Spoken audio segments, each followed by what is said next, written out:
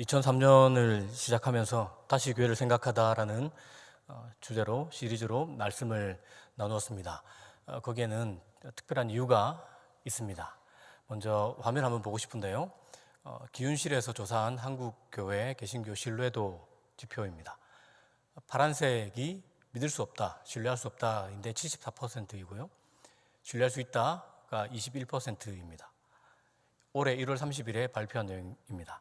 부정적인 반응이 긍정적인 반응의 무려 3배가 훌쩍 넘습니다. 교회가 교회다움을 잃어버렸기 때문에 이런 현상이 일어난 것이 아닐까 싶습니다. 물론 통계 지표 정확하다라고 말할 수는 없습니다. 제가 다 믿어서도 되는 것은 아닙니다. 그러나 지금 시대가 어떠한지 어떤 방향으로 흘러가고 있는지를 보여주기에는 부족함이 없죠. 다시 말해서 세상이 교회를 향해서 사랑의 공동체가 되어달라, 교회의 교회다움을 회복해달라라고 말하는 것과 같다고 해도 지나친 말은 아닐 것 같습니다.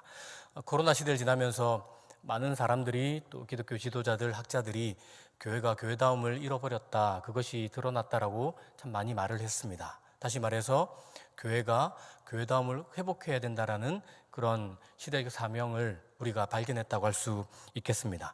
그 대답을 좀 찾아보고 싶었습니다. 그래서 오늘까지 6주간에 걸쳐서 이 시리즈로 말씀을 나눴던 겁니다. 먼저 좀 화면을 보면서 제목을 읽어보고 싶은데요. 5주간에 걸쳐서 했던 말씀입니다.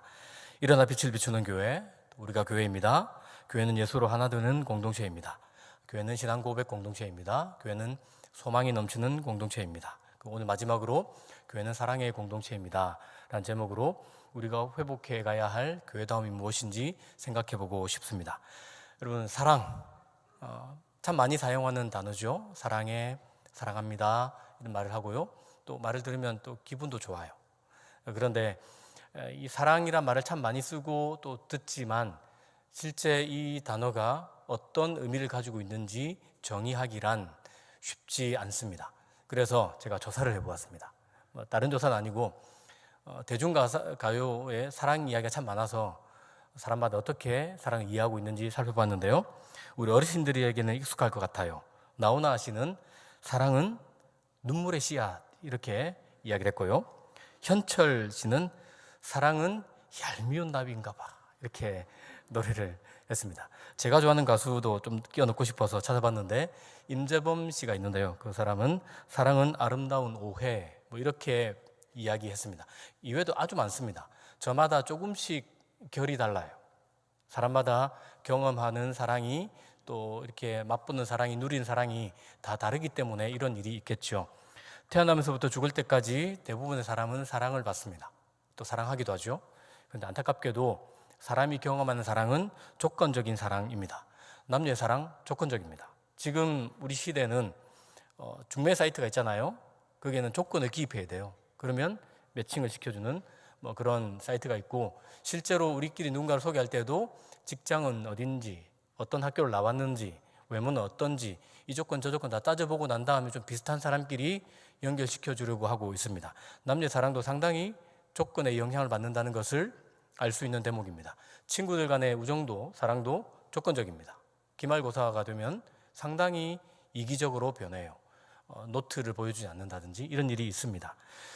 사람이 경험한 사랑 중에 가장 숭고하고 높고 거룩하고 그래서 하나님의 사랑을 많이 닮았다라고 하는 사랑이 있습니다. 자녀를 향한 부모의 사랑입니다. 그렇다고 해서 자녀를 향한 부모의 사랑이 하나님의 사랑을 쏙 빼닮았다라고 말하기는 어렵습니다. 다른 사랑으로는 비교조차 안 되기 때문에 이 사랑으로 하나님의 사랑을 조금 이해하려는 시도라고 해야 정확한 표현이 아닐까 싶습니다. 제가 부모가 되어 보니까 이 말을 정확하게 이해할 수 있게 되었습니다. 자녀를 향한 사랑, 어느 것보다 강하고 숭고하지만 그 역시 상당히 조건적입니다. 제가 몸이 아프거나 마음이 되게 피곤하거나 여러 가지 일로 힘들면 똑같은 농도와 강도로 자녀를 사랑하기가 쉽지 않습니다. 아내랑 다투거나 싸우고 나면 일단 사랑보다는 제 마음이 복잡하고 짜증과 화가 날 때가 더 많습니다. 자녀가 보이는 태도도 상당히 자녀를 향한 부모의 사랑에 영향을 끼칩니다. 속을 긁는 말을 정확하게 알아요, 자식들이. 그리고 내가 뭘 하면 엄마 아빠가 싫어하는지도 정확하게 알아. 또 그걸 해요. 그러면 정말 화가 납니다. 그렇게 한다고 해서 사랑이 사라지거나 뭐 다 끊어져 버리는 것은 아니지만 그때는 짜증과 화가 더 앞서기도 하고 때로는 창피한 마음이 더 크기도 합니다. 여러분 한번 상상해 보십시오. 지금 이 자리에 많은 어르신들이 계시고 자녀를 많이 키우셨는데 자녀가 자라면서 정말 사고뭉치야. 어릴 때도 사고를 쳤는데 학생 때도 사고를 치고 어른이 돼서도 끊임없이 사고를 치고 더 큰 사고를 쳐요.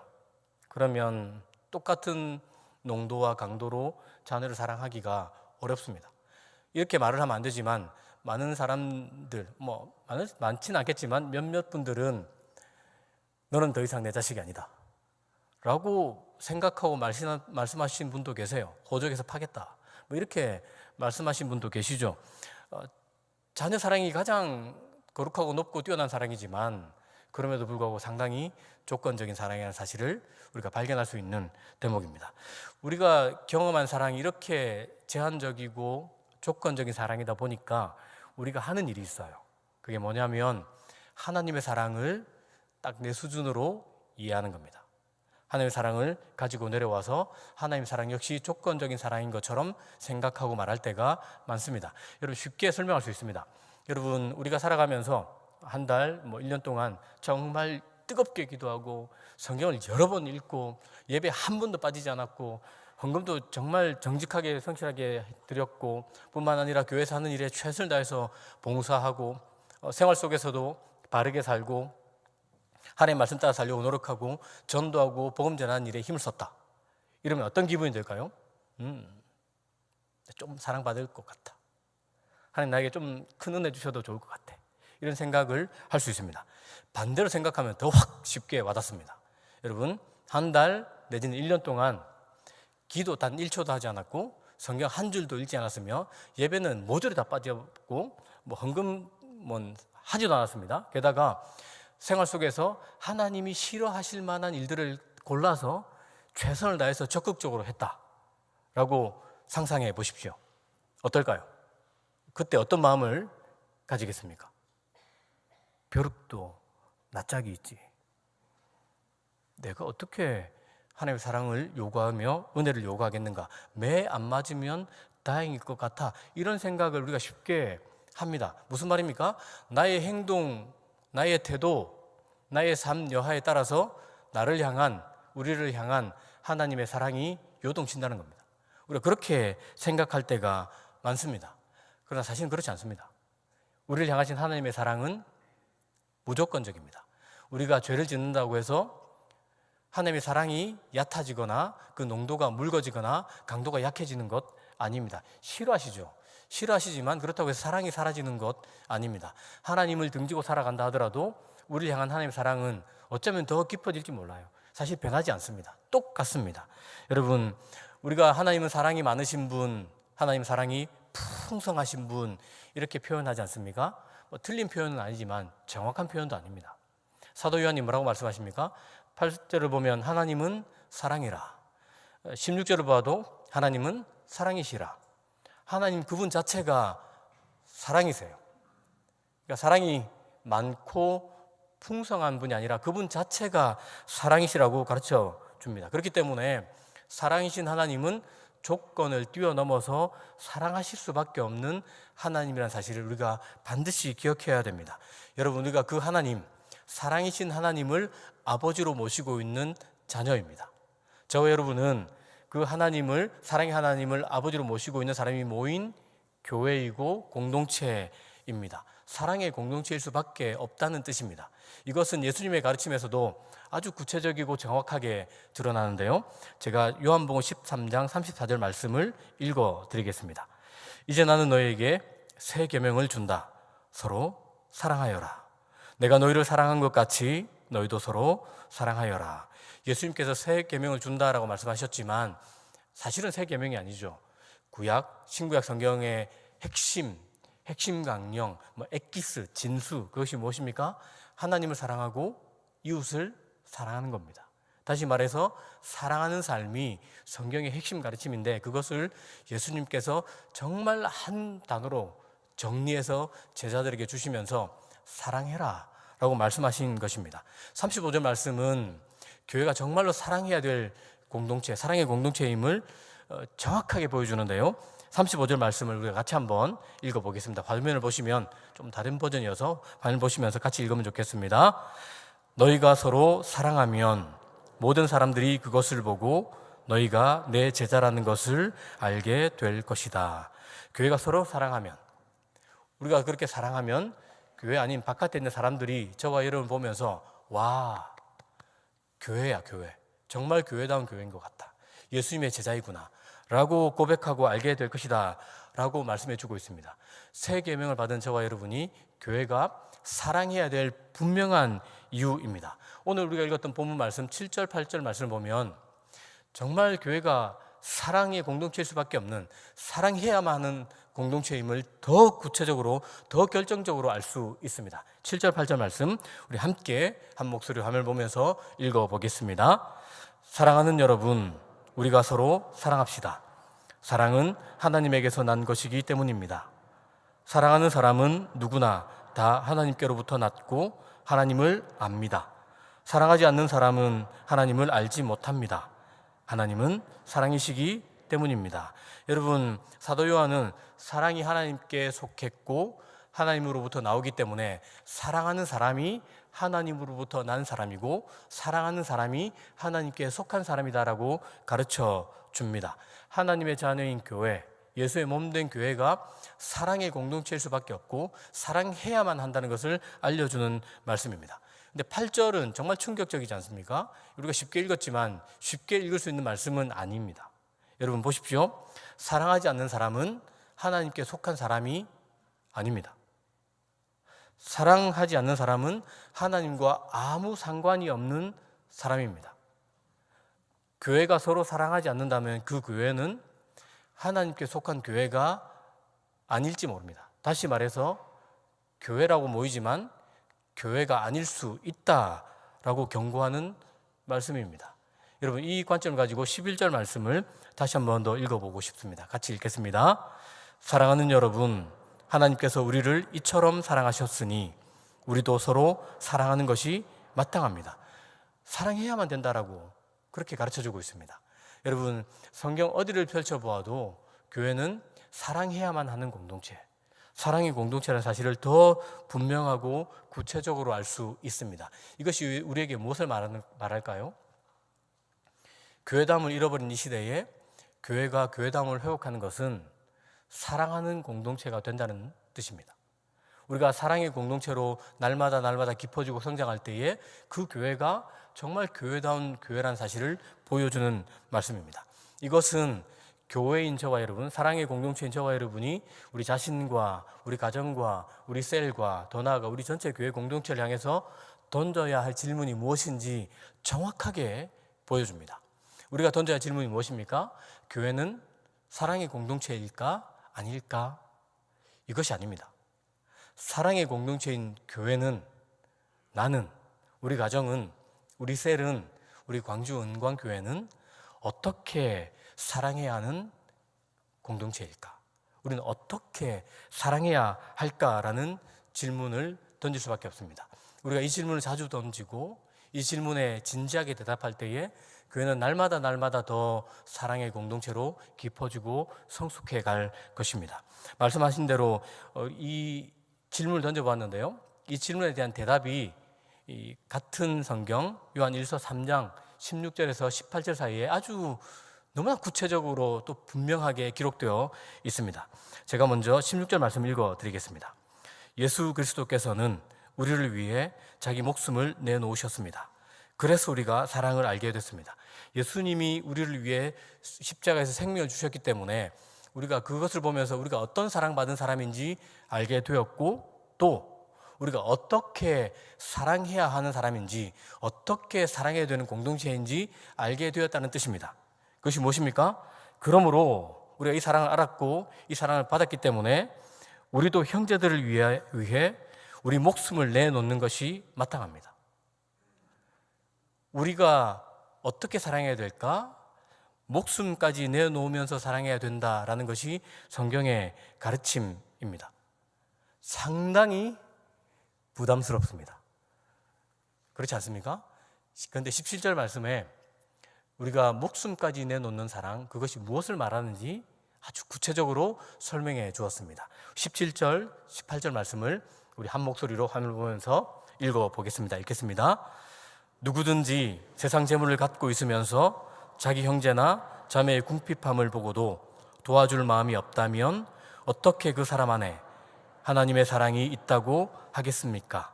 자녀들이여, 우리가 말과 혀로만 사랑하지 말고 행동과 진실함으로 사랑합시다. 여러분, 하나님이 우리에게 요구하시는 목숨까지 내어놓는 사랑은 교회 안의 다른 지체들을 사랑하는 것입니다.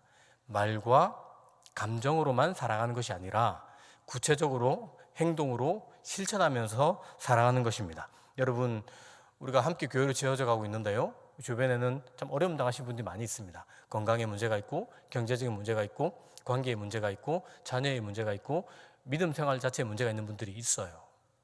이런 분들을 볼 때에 배고픈 사람에게 집에 가서 밥 해먹든지 가서 사 먹으면 되잖아 라고 말하는 것 아무 의미가 없죠.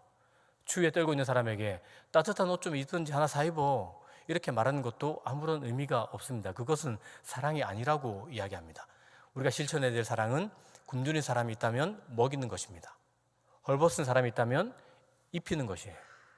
아파하는 사람과 함께 아파하는 것이고, 우는 사람과 함께 우는 것이고, 웃는 사람과 함께 웃는 것입니다. 다른 지체를 보면서 내가 할 수 있는 일이 있다면 그것을 하는 것입니다. 기도할 수 있다면 기도하는 것이고, 마음을 나눌 수 있다면 마음을 나누는 것이고, 물질을 나눌 수 있다면 그것이 나누는 것이 목숨까지 내어놓는 사랑이라고 말씀하십니다. 사실 그것이 목숨까지 내놓는 사랑 정도의 수준은 아니죠.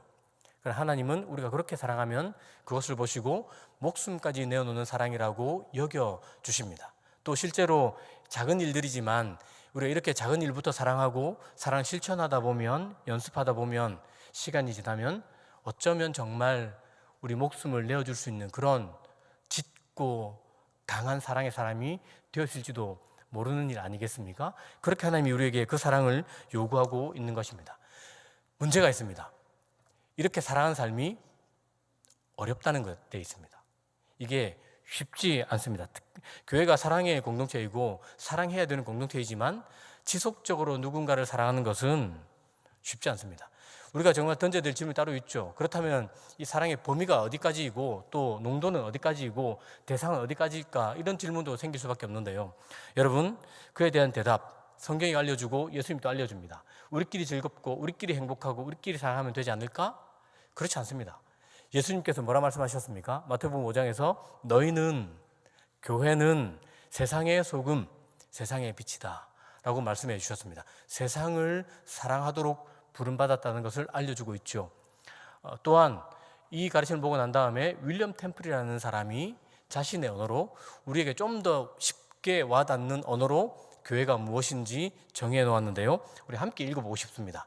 밑에 영어가 있는데 영어가 더 이해가 빠르신 분은 영어를 읽어도 되겠지만 한글로만 읽으셔도 괜찮습니다. 우리 윌리엄 템플이 정의한 내용, 그것 한번 같이 큰 목소리로 읽어보겠습니다. 교회는 세상에서 유일하게 비회원들의 유익을 위해 존재하는 협동단체다.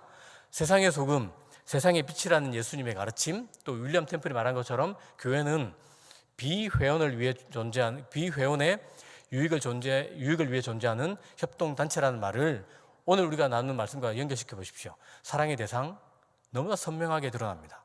그것은 일단 다른 지체입니다. 뿐만 아니라 더 뻗어나가서 우리가 더불어 살아가는 사람이고 세상입니다. 어쩌면 우리를 미워하고 우리를 싫어하고 우리가 불편한 관계에 있는 그 사람이 바로 우리의 사랑의 대상이고 우리의 섬김의 대상이다. 우리가 그들까지 사랑하도록 부름받은 존재가, 공동체가 바로 사랑의 공동체인 교회임을 알려주는 말씀입니다. 여러분, 튀르키예에 강진이 있었죠. 시리아 쪽에 강진이 있었습니다. 오늘 아침까지 24,000명 정도의 사망자가 나왔고 전문가들은 10만 명 이상, 그 지역의 어떤 전문가들은 지금 무너져버린 건물 아래에 약 20만 명이 매몰되어 있을지도 모른다라고 말했습니다. 이 튀르키예 지역이 사실은 우리에게 익숙한 지역인데요, 사도 바울과 신라를 파송했던 안디옥 교회가 있었던 지역입니다. 그 지역에 이런 큰 사건이 일어났습니다. 이런 일이 있을 때 우리가 제일 먼저 던져야 될 질문이 뭘까요? 왜 그랬지? 왜 하필 거기에 일어났을까? 이슬람이 많아서 그런 거 아니야? 우상 숭배를 많이 해서 그런 거 아닐까? 죄를 많이 지어서 그런 거 아니야? 테러리스트들이 활동하는 시리아라서 그런 거 아닐까? 이런 마음이 사실 불쑥 들어요. 이런 질문이 우리가 먼저 던져야 할 질문이 아닙니다. 우리는 어떻게 사랑해야 할까라는 질문을 먼저 던져야 합니다. 왜냐하면 우리가 사랑의 공동체이고 우리와 불편한 사람, 일면식도 없는 사람, 어쩌면 다른 종교를 가진 사람, 다른 성적 지향을 가진 사람, 우상을 섬기는 사람, 그 테러하는 사람까지도 사랑하도록 부름받은 공동체, 세상의 소금과 빛으로 부름받은 공동체이기 때문에 그러합니다. 여러분, 당연 장로님들께서 튀르키예 또 시리아 지진 난민을 돕기 위한 특별 헌금을 하면 좋겠다. 그렇게 해서 뜻을 모아주시고 그렇게 모범을 보여주셔서 참 감사하고 존경의 마음이 생겼습니다. 여러분, 이 일들이 교회 장로님들만, 지도자들만 하면 되는 일인가요?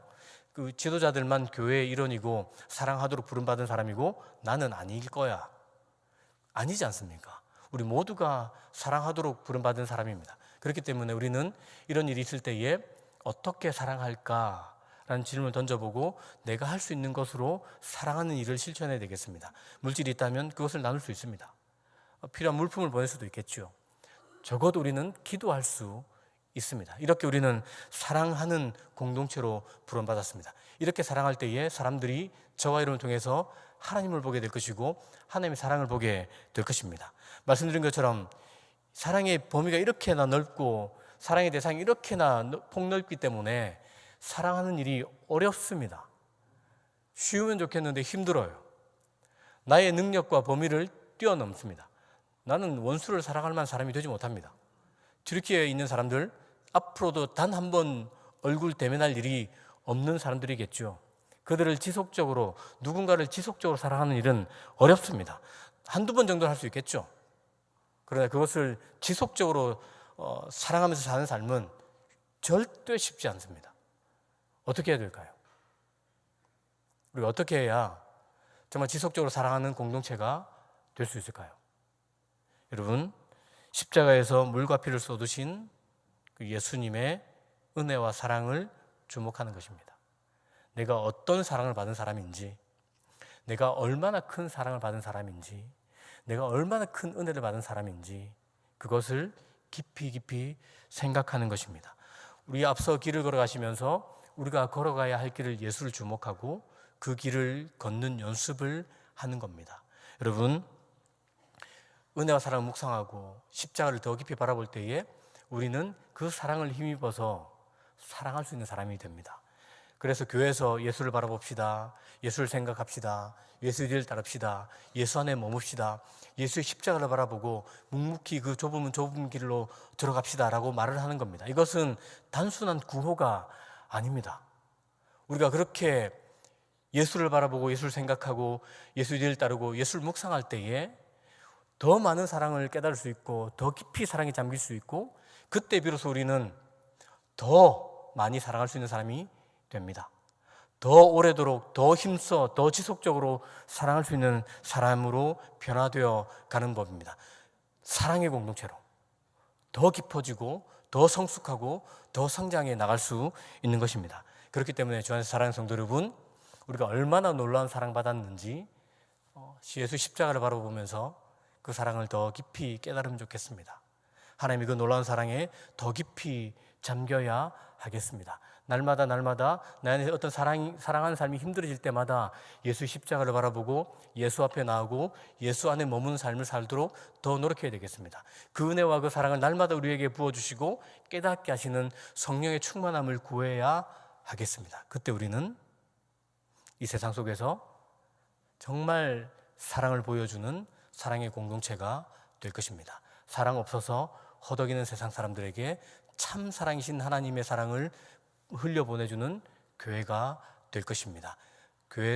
교회다움을 찾는 이 세상 사람들에게 참 교회가 어떤 교회인지, 교회다움을 회복한 교회가 얼마나 놀랍고 아름다운 공동체인지 보여주는 우리 교회가 될 것입니다.